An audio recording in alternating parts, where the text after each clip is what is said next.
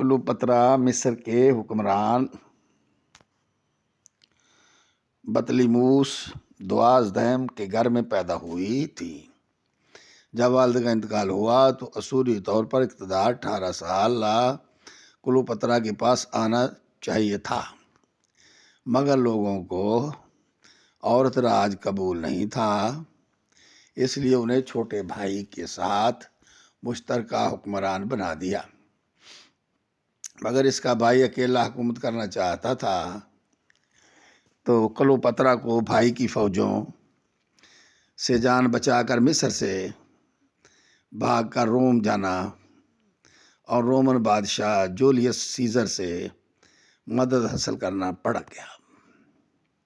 Scissor مصری ملکہ کی فریاد سے کم اور اداؤں کا اسیر زیادہ ہوا اور اس نے مصر پر چڑھائی کر دی اور کلوپترا کو دوبارہ تخت پر بٹھا دیا، جہاں وہ طویل عرصہ برجمان رہیں۔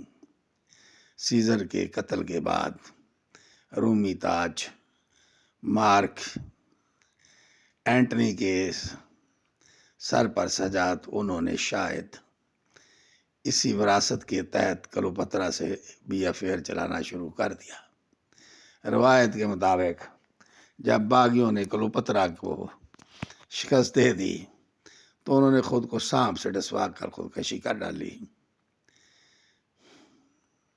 مار داڑ سنسی خیز محلاتی سازشوں سے بھرپور فلمی کہانی، جسے زندگی گزارنے کا بعد مرتے وقت کلوپترا کی عمر صرف 39 برس تھی۔